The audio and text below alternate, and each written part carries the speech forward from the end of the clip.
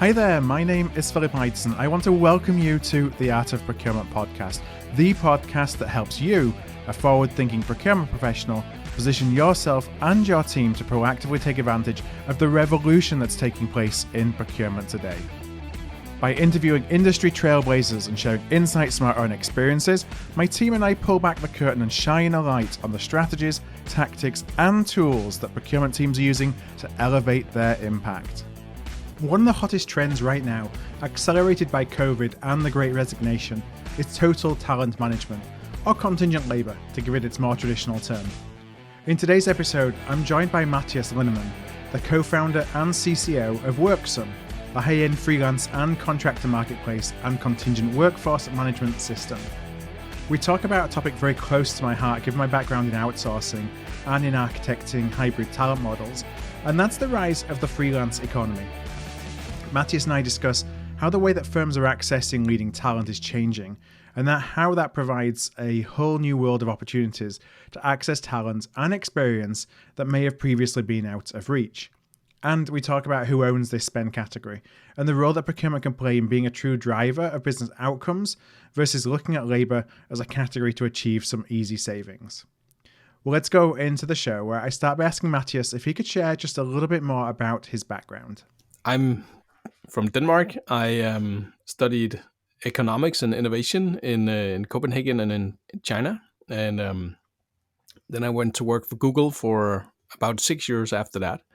And during that time, that was a wonderful time. Learned a lot. That was back in Google's younger days, where it, I think, felt more like a startup than what it does today. Learned a lot, and what I was working on was basically helping companies in various industries lead the digital transformation and disruption in those industries across finance, travel, etc. And what we could see kind of towards the end of my time at Google was that, almost any industry has undergone a massive digital transformation. Everything has changed in terms of pricing, speed, transparency, and so on. But the way companies and people meet hasn't really necessarily changed a lot. And technology still plays a minor role in the sense of matching talent or improving processes for companies. We're talking specifically about procurement, for instance, in this case, and there isn't a lot of great technology to really remove all the friction involved in finding, onboarding, and managing talent that works in the new way. And talent that works in the new way is, in my mind, the flexible workforce, the contingent workforce, people who are no longer kind of in one job for many, many years, but who change according to which project is the most exciting and where can they, generate the most value and benefit. So I want to talk a little bit about the flexible workforce and kind of the rise of that in a moment. But I just want to ask, just really for context, for folks who don't know Worksum, could you share a little bit about, how, at what point in that process you were involved in?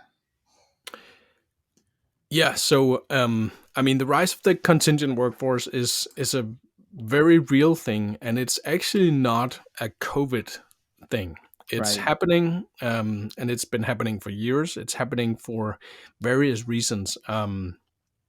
But the primary one being that a lot of people are seeking towards a work life that is more flexible, more free. For many people, it's not so much about necessarily kind of security of income or money. It's more about living the life they want and make sure that they develop and they use their skills and they are free and in control. And therefore, the freelance economy, that way of working, appeals to more people today than it used to. Yeah, and it's been happening for a long time. We see that the trend has been accelerated by COVID. Yeah. So we've seen a 34% growth in the independent workforce in 2021 in the US, for instance. There's now 51 million freelancers in the US, and 17 million of these are working full-time as independent freelancers. So that is definitely happening, and and yeah, Worksum is as a platform is a contingent workforce management system.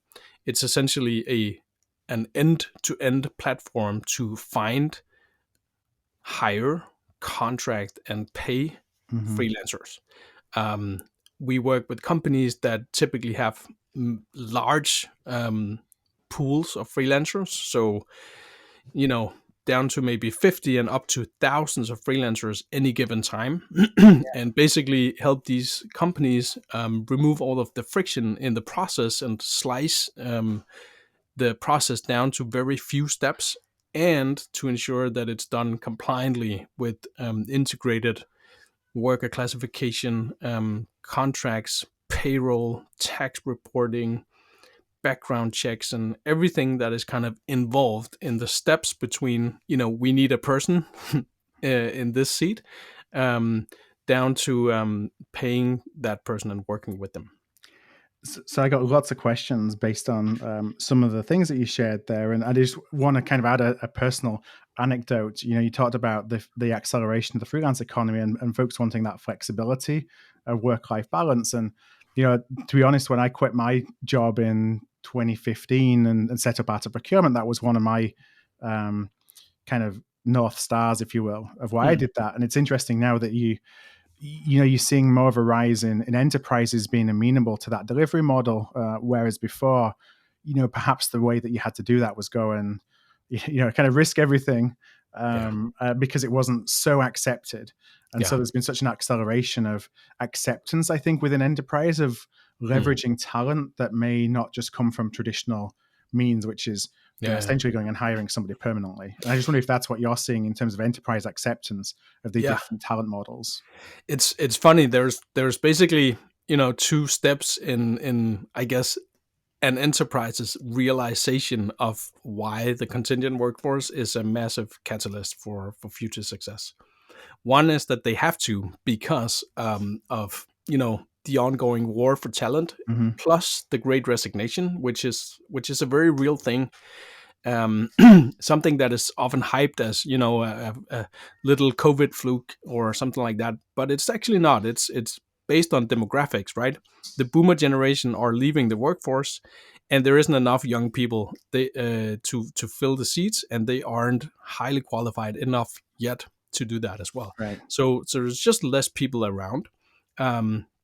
And a lot of them resign because, going back to flexibility, freedom of choice, and so on, simply because there's better, more interesting, and more flexible work available around the corner, especially in large, slow growth companies. Um, a report I saw last week says that 58% intend to resign in 6 months, with Hmm. 29% claiming that their resignation is a certainty. So that's pretty serious. That's a Yeah, lot of people leaving your incredible. company if it's actually going to happen, right? And we have seen a 23% increase in quit rates year over year across all industries in the U.S. And meanwhile, there has never been more open positions or higher demand for people than we see today. So it's very real, and that forces companies to rethink their entire talent strategy. It Hmm. forces them to realize a couple of things. One is that it's not about what's on the contract. If the contract is perm, freelance, contract, or whatever, it's about finding the right people and then being flexible around what's on the contract. Because if you want to be successful with that project, team, deliverable, whatever it is, you will need the right people on the team. And a lot of these people will no longer be in the market for a traditional full-time role, Right. but they will be available in the freelance economy. So you need to accept that, and you need to change things up so that you can work with that in an agile way. Open the floodgates basically for hiring managers to tap into the freelance economy and teach them to work with blended teams, hybrid teams of, consisting of both, I guess, a core often Yeah. of full-time employees, and then backed up by a ton of freelancers. So for that to happen, it's about a couple of things. It's typically about acknowledging that strategically many enterprises have a legacy view of their workforce. They would like primarily to staff and hire people full time and then kind of plug the gaps with contingent workers, Mm-hmm. which is a flaw in this economy and not something that will give you competitive advantages in the future. So strategically, you need to acknowledge that some of the best talent is available in the freelance economy, and you need to tap into that and kind of turn it into a competitive advantage that your company is better at attracting these people, faster at onboarding them, and better at giving them a really good experience when they work for you so that they are available going forward. You Mm-hmm. don't own them, but you can access them if and when you need it. Yeah, and That's, you want to be a client of choice, so that when they have yeah, multiple options, which the best will, they exactly. choose to dedicate their finite resources towards you. Exactly. And then the two other things that companies typically need to change up in this economy is their processes and their technology. So they need to kind of rethink how they technologically enable the contingent workforce, which systems they use. Do they outsource everything to an MSP, Yeah. a VMS?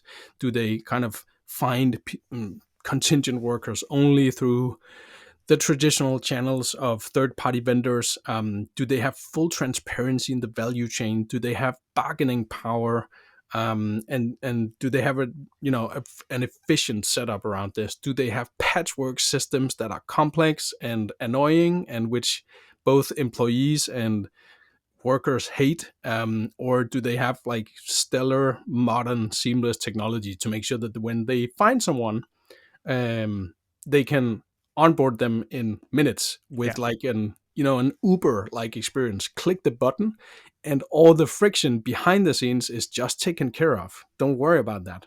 It's just taken care of. It doesn't take a Because month that to bring somebody on board. exactly By which exactly point you think, is it worth it in the first place? Yeah, plus that in which point the person will have left. Yeah. Because there is no, it's so annoying for highly qualified people to sit and wait for process that can, in my view, be done by technology very easily behind the scenes, way more compliant, way faster and secure.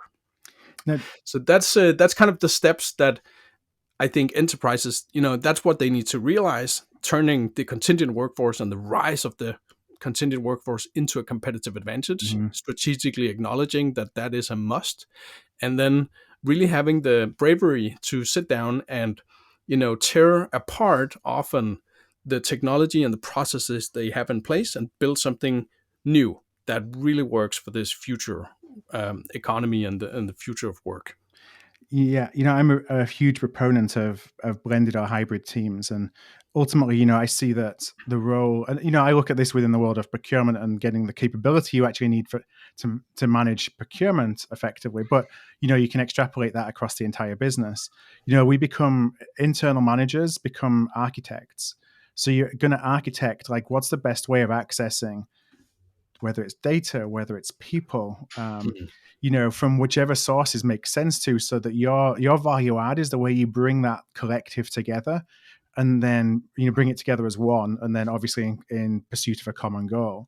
Mm. But by doing so, you can have access to far greater talent than you could if you were doing it through the traditional routes, because the traditional routes, you may not have the ROI that enables you to go and get some expertise in a very specific area, Yeah. because you just doesn't, the job role doesn't justify it. But you Mm. go and get somebody on an on-demand, highly targeted basis, then you can afford that. So it suddenly opens up this wide range of talent you could never have access to before. Yeah. And it allows you to create, significantly greater results, because now you're accessing talent you couldn't before. I totally agree. And I think that's a realization that if you're in procurement, you should have made that by now, because you can see that in the numbers. You should see that at least if your company is somewhat based on technology and undergoing some sort of digitization, then it will show in the numbers, simply because all the hiring managers, all the department heads, they will be using a ton of freelancers, probably. Otherwise, they simply can't meet their targets. Right. And then it's more a question of whether you kind of, we work with, for instance, advertising networks.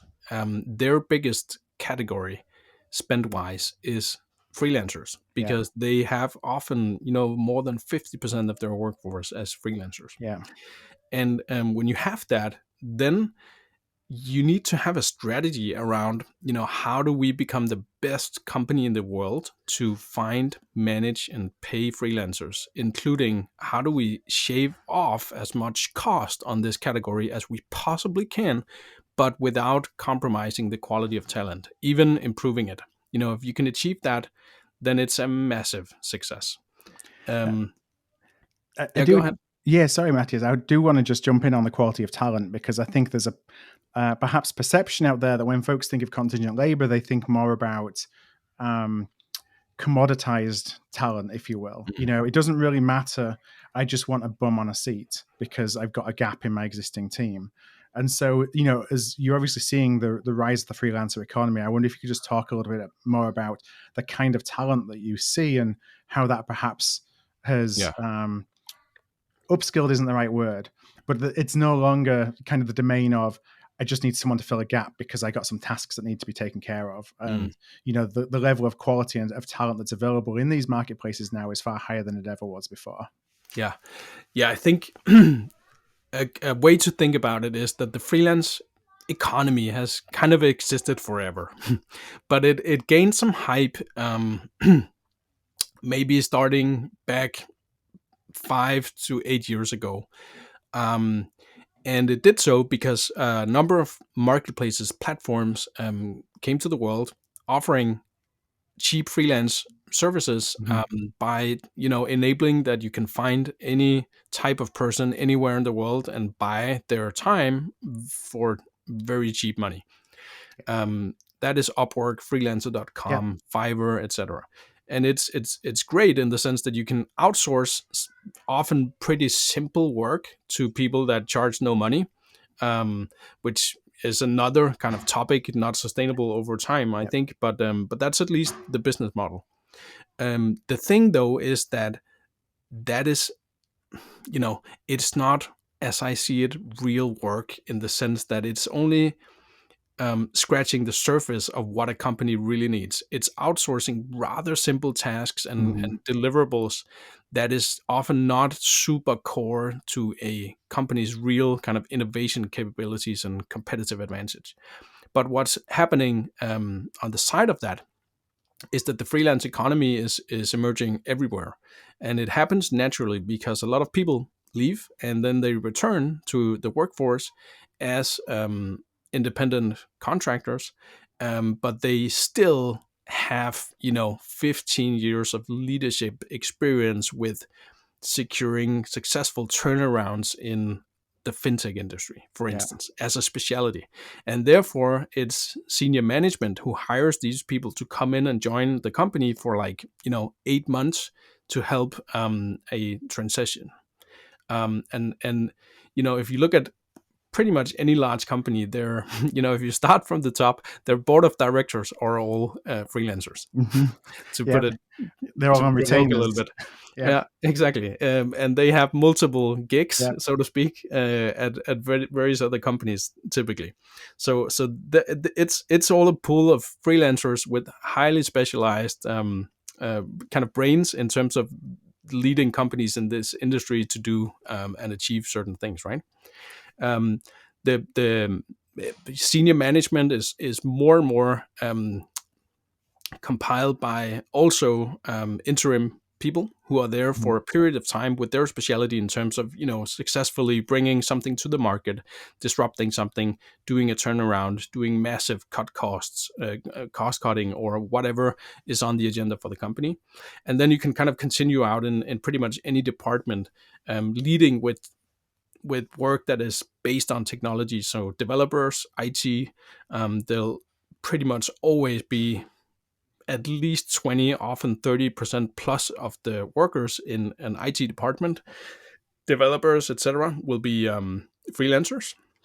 Marketing, tons of freelancers as well. And HR will often be working in an environment where things change. So they will have a hiring freeze all of a sudden, and then they will have a massive hiring sprint and so on. So they need to scale up and down fast.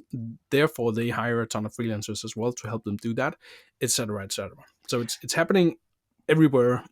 And the difference today between 10 years ago is that if you look at the typical team at any level, pretty much in any larger company, there'll be way more freelancers connected to that team than there was previously, and they will be doing way more impactful and kind of important work than they did previously. You talk to a lot of enterprises, obviously, about their burning platform for wanting to, consider using flexible labor more strategically. I wonder if, in any of those conversations, we talked a lot about talent and access to talent and access to talent that may not ordinarily be available under an FTE model. But do you see that, conversations around variable cost models and variable, being able to, it's that scale up and down that you talked about. Does that come into the equation at the moment, or is it more based on accessing talent? It's both. Right now, we're in a situation where there's a massive gap between supply and demand for talent. Yeah, there isn't enough people around, and so it's mostly about finding talent, and then companies are typically kind of ready to pay whatever it costs because they know they have to pay for talent these days. When the economy changes and if things slow down at some point, yes, immediately variable cost will be on the agenda. Companies that will have an ability to adjust their cost base faster will have a massive advantage in such an economy. They will always have that, in my opinion, but especially in a downturn, if they have the ability to shrink their workforce down faster, of course they will have a massive advantage. Also, then again, if they have their ability to boost their workforce when that is necessary faster than other companies, then they'll have a massive advantage again. So variable cost is a highly kind of, as a thing you want as a tool in terms of adjusting your cost base to reality. What we also see is that with the kind of fixed workforce, the perm workforce, everything moves slowly. So you cannot, do a full stop and have an impact, short term. It will always be minimum 4 months or so, at least, depending on in which market you operate, but until you see an impact on costs. And then again, if you want to scale up at some point, it'll be another 4 to 6 months before those people those people are kind of back in action and producing value. And that's just too slow in this landscape that we're in the digital age. And therefore, you need to compromise that or complement that with a leg into the freelance economy in which you can scale up and down much faster. Yeah, it's really interesting to me because I felt that, my background, and I know a lot of listeners to the show know this. I spent some time back in probably 2007, 2008, leading some delivery centers out in India. And, I always looked, and I was heavily involved in outsourcing at the time. And a lot of it was task-based, as you were kind of saying before. But I always saw this opportunity to bring in variable cost bases by having a flexible workforce versus a permanent workforce. And I thought that that recession of 08, 09 would be kind of the trigger. But the reality was, it wasn't so much. We went back out of the recession and everyone hired permanently again and built all these bloated cost structures again with, all the folks that they hired permanently. And when I reflect on that time, I look back and think maybe just one, the market wasn't necessarily ready for it in terms of how do you manage a flexible workforce, and two, the technology didn't exist to actually help you do it with transparency. So this time around, fast forward what is now crazily, 13, 14 years, we are in a much different position in terms of enabling organizations to take advantage of that opportunity. Yeah. Now, I want to talk a little bit about contingent labor generally. Who owns contingent labor? what do you see for all the folks that you talk to? And I mean internally inside of an organization. Is it HR? Is it procurement? Is it somebody else? Do you see anything consistent? Yeah, I see a consistent dilemma in most companies in the sense that they have HR or people ops in place, but they typically only or almost only think about their perm workforce. Yeah. That's what they work on. That's what they measure. That's what they buy technology for, and it works on attracting and retaining. The problem is that, again, in many companies, the contingent workforce is increasing in size and importance way faster than the perm workforce. And it's in Google, I don't remember the latest stats, but I believe they still have more than 50% of their workforce is contingent. Mm-hmm. And if it's even 20%, then it's a problem if no one kind of owns the strategy around that and is concerned about, do we attract the best? Do we know why we do it? Do we know when we do it? Do we know who hires them? Do we know, what they're working on? Do we ensure that they have a stellar experience coming in and working for us so that they also, produce stuff of high value and so on? And and so procurement often owns it, but that is often from a cost and process and risk perspective. I think the best place to be as a company is that HR and procurement acknowledges that they need to collaborate on it. Procurement needs to ensure that there is absolutely stellar technology in place, as well as HR in the hands of hiring managers, so that they can open the floodgates and say, you can use all these channels, these platforms to find excellent freelance talent on. Then they need to work on, making sure that they buy efficiently. So that's on procurement. That is essentially sitting down and saying like, okay, out of these 1,000 contractors that we hired last year, where did we actually get them from? Is it a transparent cycle in the sense that do we know the markups of our vendors, our suppliers, brokers, or is it not transparent?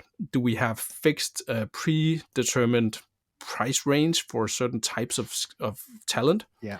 Or is it market driven and more fluid, which it should be, etc. And then basically, force a reconsideration of like, who do we work with? How do we source talent? Do we have a direct talent pool? Meaning that do we have a place where we always check if we have previously worked with freelancers with these skills before we hire externally and more expensive, etc. So there's a ton of things that we also help procurement with in terms of analyzing the ROI of basically shaking things up and putting new technology in place to make sure that you consolidate your entire contingent workforce in one platform. Mm-hmm. And the benefit of that is that then you can, you can't strategize if you have no idea what's going on. If you have no data, if you have no transparency, it's really hard to strategize. But once you have that, then you can strategize and sit down and say, okay, for these types of projects, it makes a ton of sense to hire freelancers. If we want to cut costs, if we want to increase the workforce, all of these different scenarios, then you can strategize around how you want to do that. So I've, to provoke a little bit, I would actually say that in many companies, HR have been sleeping a little bit in terms of really proactively stepping into owning the freelance workforce and contingent workforce strategy and taking that under their wing. And what has happened is that procurement has done that, and they have done it successfully in many cases, which is great. But they still lack,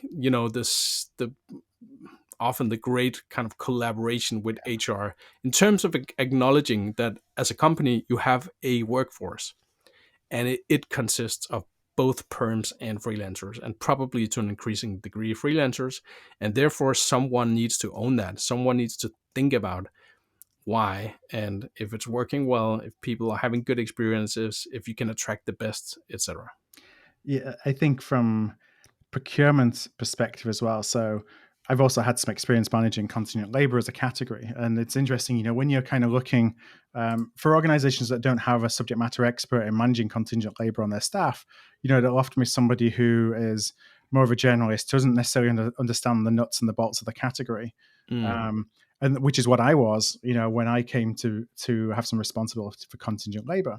Yeah. Procurement can often look and say, well, this is a big bucket of spend. Like, let me try and get my hands on that, because a lot of procurement teams are out trying to drive and what we call spend under management. So looking at all the spend that we have on third parties, how can we as procurement influence that, and bringing all that kind of big ticket spend items closer to procurement, of which contingent labor is often the biggest, or certainly one of the biggest, for all the reasons we talked about today. But the easy way to look at that is look at it as, we spend all this money. What's the cost reductions that I can then get on that? If I just get 1 or 2 or 3% cost reductions, that's a big number. I hit my goals. Very procurement kind of centric thinking. I think where it changes to what is where, you're looking at contingent labor as being, this is a key driver of organizational strategy. And yes, there's going to be ways that I can reduce cost by doing some of the things that you talked about today, but it's thinking about it more holistically rather than just, how can I go and take some percentage points off the rates? Because at the end of the day, the business needs the talent. And if you're not willing to pay for the talent, they're not going to have the talent, which is going to be a bigger problem than saving 2 or 3% on a rate. Exactly. So I think it's all about how you approach it. It's a huge opportunity for procurement, but it's so important, the mindset that you have going into managing this category, to realize that yes, cost savings are definitely achievable, especially something that hasn't been centrally managed, but there's a bigger picture at play. Yeah. And I think,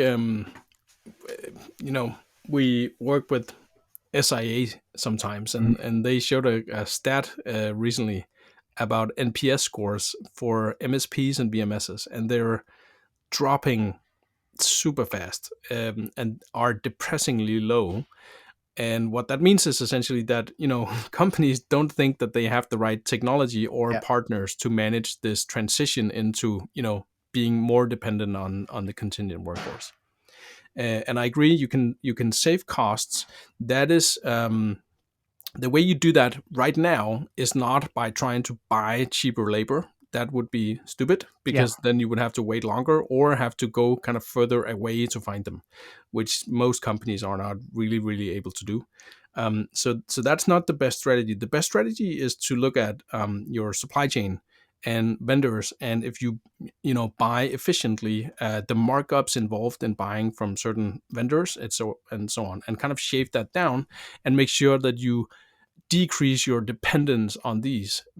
The way you do that is by building talent pools directly and having technology that can, match source talent with technology better than traditional solutions.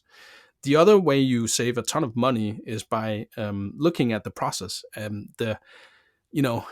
We did a survey across a number of our clients that showed that before Worksome, they had an average of 28 process steps for finding and onboarding one contractor, and it takes many weeks and hours of work between HR, hiring manager, legal, IT, etc., all kinds of people involved in that. And we shaved that down to 8 or 9 steps and shave off a ton of time involved in that. And when you add all of that up, so you buy smarter, you buy more direct, and you have a super fast and automated hiring, contract, onboarding flow, compliance, background checks, all of that stuff is just highly automated and happens, real time. That's how you save a lot of money. And then the, I guess, bonus side effect is that, you find better people who work on more important stuff and, produce a bigger yield. Well, Matthias, I want to thank you so much for your time today and for sharing some of these insights. There's a lot more to dig into. And actually, the good news is for anybody who's listening to the podcast just as it's published, we will actually be working together on a webinar. We have a webinar on March the 29th at 11 a.m. US Eastern Time. It's called Opportunities for Procurement to Leverage the Rising Contingent Workforce. And we're going to be digging deeper into some of these topics, especially around process, around transparency. I want to talk more about direct labor pools, because I think those are really important as well in the context of taking advantage of the freelancer economy. So anybody who is interested in posing some questions directly to Matthias, please do so. You can go and register. Just find details of the webinar by going to artofprocurement.com/calendar. That's artofprocurement.com/calendar. And we look forward to seeing you there in a few weeks' time.